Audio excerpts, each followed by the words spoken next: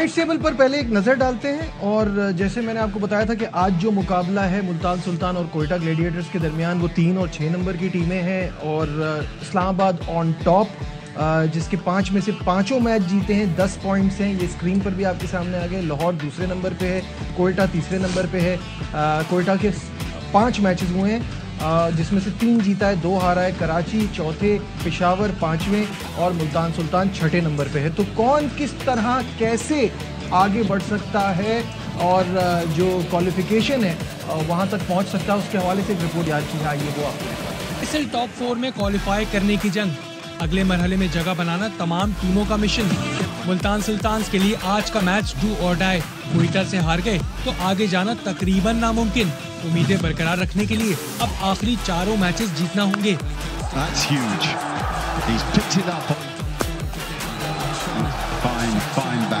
پشاور زلمی بھی 6 میچز کے بعد 4 میچز جیت کر 12 پوائنٹس حاصل کر سکتے ہیں، 10 پوائنٹس پر بھی کوالیفائی کرنے کا موقع ہوگا۔ کراچی، کوئٹہ اور لاہور نے اب تک 3 میچ جیتے، کوالیفائی کرنے کے لیے غلطی کی گنجائش نہیں۔ جگہ پکی کرنی ہے تو 3 میچز جیتنا ہوں گے۔ آباد یونائیٹڈ کے لیے راستہ آسان، 5 میچ کھیلے 5 جیتے، دفاعی چیمپئنز کی ٹاپ 2 پوزیشن پر نظریں۔ اصل 10 کا آدھا سیزن ختم، اب تمام ٹیمیں کوالیفیکیشن کی سوچ کے ساتھ میدان میں اتریں گی۔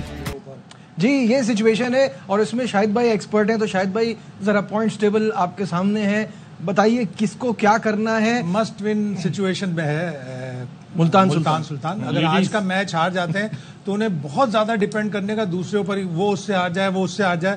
لیگ میں ایسا ہوتا ہے، اگر نیچے والی ٹیم ہوتی ہے وہ یہ ہوپ کرتی ہے کہ ایک ٹیم تھرو ہو جائے، سارے میچ جیت لے، دوسری ٹیموں کو نہ جیتنے دے۔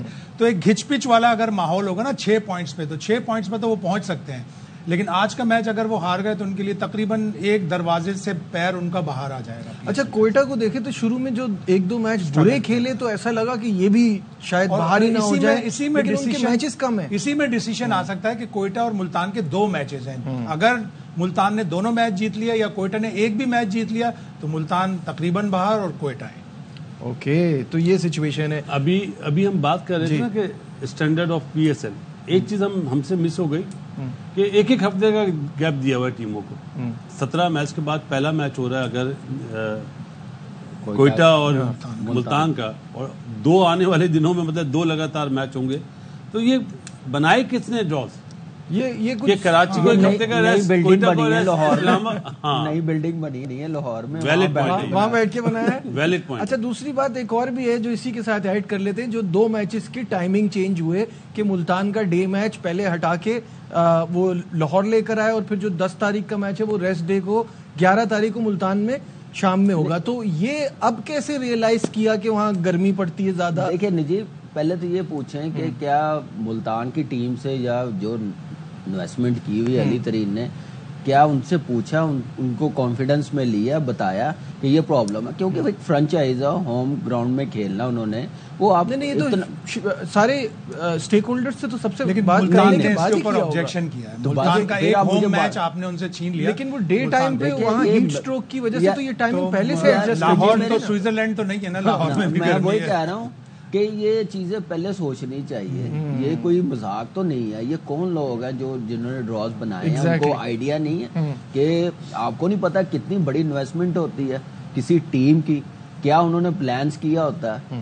کچھ چیزیں اچھی ہوتی ہیں نا تو اس پہ ضرور ڈسکس کرنا چاہیے اور ماننی چاہیے، ٹھیک ہے، جو بھی پہلے کا وہ کوئی بھی نہیں ایکسیپٹ کرے گا، لیکن یہ اس چیز پہ تو میرے خیال سے ان کا رائٹ ہے، ان کو بالکل پروٹیسٹ کرنا چاہیے۔ مجھے یاد آ ہونا چاہیے تھا پروفیسر سراج الاسلام بخاری صاحب، اللہ نے ان کو صحت دے، بہت ان کی طبیعت خراب ہے، جب وہ ڈومیسٹک مانیٹرنگ کمیٹی کا شیڈیول بناتے تھے، وہ جاوید زمان اور طاہر میمن مل کے، تو جب ان کے اوپر اعتراضات ہوتے تھے تو چینج کرتے کرتے دوسری ٹیم کو دیتے تھے کہ چلے آپ بنا کے دکھائیں، جب وہ اعتراضات دور کر کے بناتے تھے تو وہی شیڈیول ہوتا تھا جو بخاری صاحب نے اور کمیٹی نے بنایا ہوا ہوتا تھا۔ تو اس طرح کے لوگ اگر ہونا کرکٹ بورڈ میں یا ایسوسیشنز میں جو ایسا امپیکیبل شیڈیول بنا دیں جس سے کسی کو بھی شکایت نہ ہو، ہوتی ہیں ہرڈلز ہوتی ہیں، کسی کی ٹریولنگ ہوتی ہے، یہاں پہ کرکٹ کے ان کے ہاتھ میں دی ہوتی ہے جنہوں نے میرے خیال سے کوئی سالگرہ کا ایونٹ نہیں کیا ہوتا، تو کرکٹ پورے پاکستان کے ان کے ہاتھ میں دی ہوتی ہے۔ سوچے ویک ڈیز میں 8 بجے کے میچ کا مطلب ہے کہ آپ یہ سوچ ہی نہیں رہے کہ دوسرے دن کام پہ جانا ہے، بچوں نے